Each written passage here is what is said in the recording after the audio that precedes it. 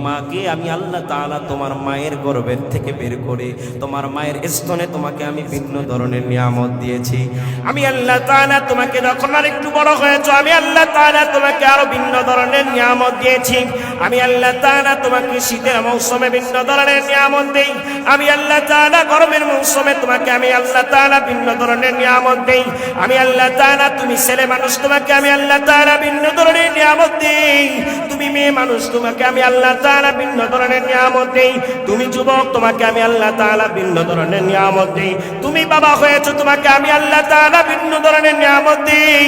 তুমি দাদা হয়েছো, আমি আল্লাহ তাআলা তোমাকে ভিন্ন ধরনের নিয়ামত দেই।